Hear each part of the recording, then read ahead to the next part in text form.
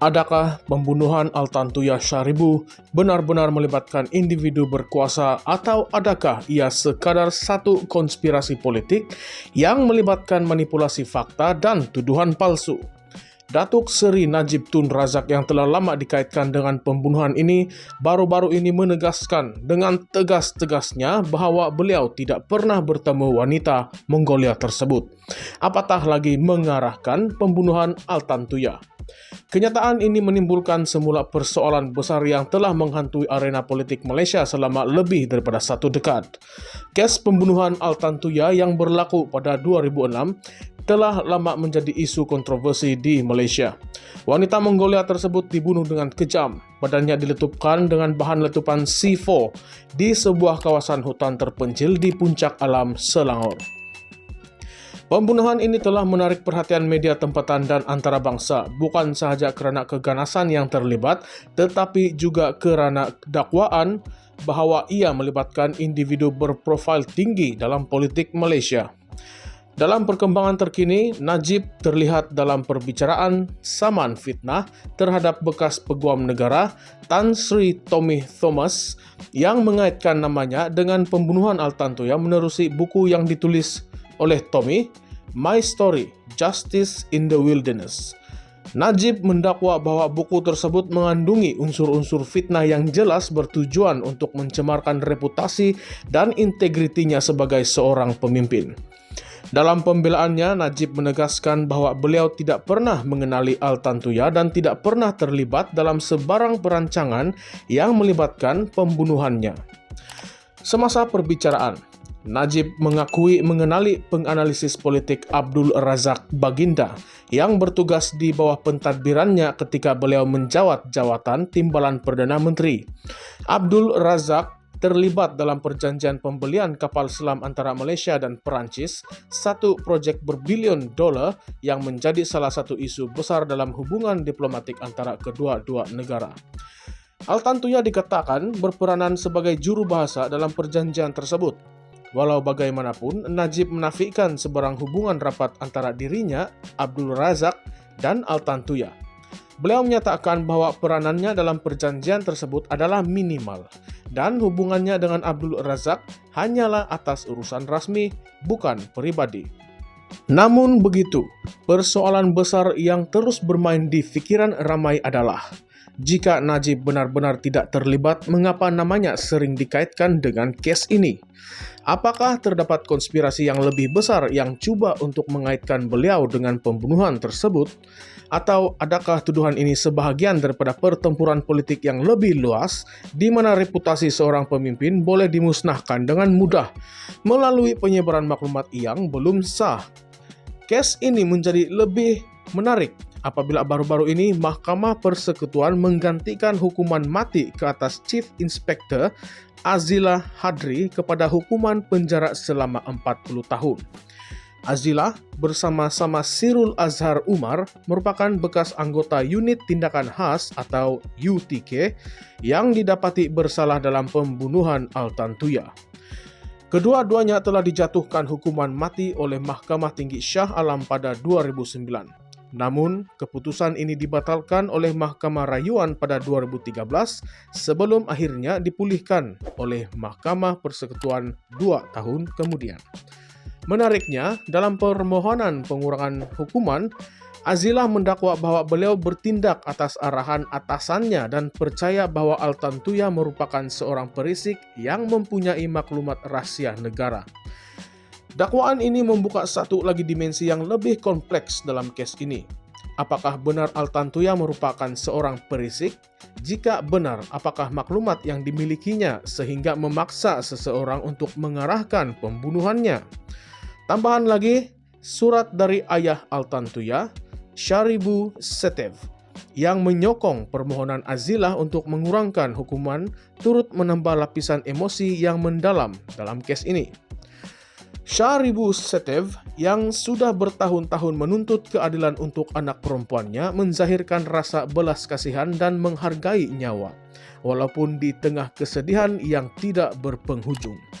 Dalam surat tersebut, beliau menyatakan sokongannya terhadap hukuman penjara Azila, menekankan bahwa keluarga Altantuya masih menghargai kesucian kehidupan dan hak untuk wujud.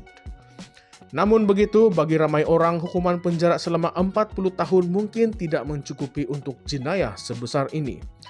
Timbalan Pendakwa Raya Dusuki Mokhtar dalam penghujahannya meminta mahkamah mengekalkan hukuman mati kerana kes pembunuhan ini menggoncangkan hati nurani masyarakat.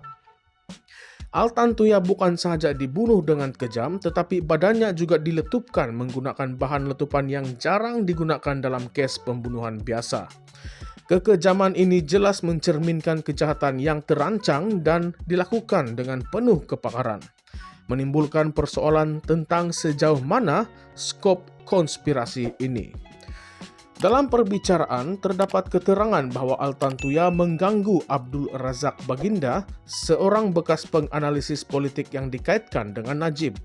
Abdul Razak pernah meminta bantuan daripada Musa Safri yang ketika itu merupakan pengawal pribadi Najib untuk mengendalikan situasi tersebut. Musa kemudiannya menghantar Azila untuk membantu Abdul Razak dan disinilah bermulanya rangkaian peristiwa yang membawa kepada pembunuhan tragis Altantuya. Namun apa yang tidak pernah terjawab dengan jelas adalah motif sebenar di sebalik pembunuhan ini. Mengapa seorang wanita muda Mongolia yang kononnya hanya berperanan sebagai juru bahasa dalam perjanjian kapal selam Perancis menjadi sasaran pembunuhan yang kejam? Azila dalam kenyataannya mendakwa bahwa beliau hanya mematuhi arahan dan menganggap tindakannya adalah demi keselamatan negara. Sejauh manakah seseorang pegawai boleh bertindak di luar undang-undang atas alasan keselamatan negara?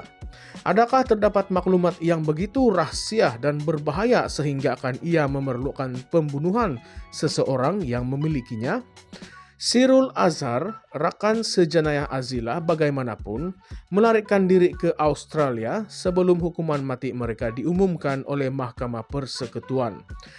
Sehingga hari ini, Sirul masih berada di Australia yang mempunyai undang-undang anti penyerahan bagi kes yang melibatkan hukuman mati. Hal ini menyebabkan ramai pihak berasa tidak puas hati kerana tanpa kehadiran Sirul di Malaysia, kebenaran sepenuhnya mengenai pembunuhan Altantuya mungkin tidak akan diketahui. Bekas penganalisis politik Abdul Razak Baginda yang sebelum ini didakwa bersubahat dalam pembunuhan ini dibebaskan oleh Mahkamah Tinggi pada 2008 tanpa dipanggil untuk membela diri. Keputusan ini mencetuskan kontroversi besar kerana ramai yang percaya bahwa Abdul Razak mungkin mengetahui lebih banyak daripada yang didedahkan di mahkamah. Bagaimanapun, kerajaan pada masa itu tidak membuat rayuan terhadap pembebasan Abdul Razak, menyebabkan kes ini terus diliputi misteri. Dalam konteks yang lebih luas, kes pembunuhan Altantuya terus menghantui lanskap politik Malaysia, terutamanya bagi Datuk Seri Najib. Walaupun beliau berulang kali menafikan sebarang penglibatan, namanya sering muncul dalam perbualan mengenai kes ini, terutamanya di kalangan pengkritik politiknya. Buku Tommy Thomas yang menjadi asas kepada saman fitnah Najib hanya menambahkan lagi spekulasi dan perdebatan mengenai peranan beliau dalam kes ini. Tommy Thomas mendakwa bahawa kenyataan yang dibuat dalam bukunya adalah berdasarkan maklumat yang diperolehinya semasa menjawatan peguam negara. Namun, Najib menegaskan bahawa Tommy gagal untuk mengesahkan fakta-fakta yang dikemukakan dalam buku tersebut dan akhirnya mencemarkan nama baiknya. Kes Altantuya juga mencerminkan isu yang lebih mendalam dalam sistem keadilan dan politik Malaysia. Apabila individu-individu berpengaruh dan berkuasa terlibat dalam kes-kes seperti ini, ramai yang mula meragui ketulusan dan keadilan sistem yang sepatutnya melindungi hak semua rakyat tanpa mengira pangkat atau kedudukan. Dalam kes ini, walaupun hukuman telah dijatuhkan kepada Azilah dan Sirul, motif sebenar di sebalik pembunuhan Altantuya masih kabur. Sama ada ia melibatkan rahsia kerajaan, dendam peribadi, atau manipulasi politik, hakikatnya adalah bahawa kebenaran sepenuhnya mungkin tidak akan pernah diketahui. Kes ini bukan sahaja menjadi simbol kepada keadilan yang tertunda, tetapi juga kepada manipulasi kuasa dalam arena politik. Adakah Azilah benar-benar bertindak atas arahan atau adakah beliau bertindak atas kehendak pribadi? Dan mengapa Sirul melarikan diri ke Australia jika beliau tidak bersalah? Persoalan-persoalan inilah yang akan terus menghantui kes Altantuya, menjadikannya salah satu kes pembunuhan paling kontroversi dalam sejarah Malaysia. Walaupun terdapat keputusan undang-undang yang jelas, rakyat Malaysia masih terus menjadi jawapan kepada persoalan-persoalan yang belum terjawab. Kebenaran, walau bagaimanapun ia disembunyikan, akan sentiasa menjadi keinginan yang mendalam bagi masyarakat yang menghargai keadilan dan integriti.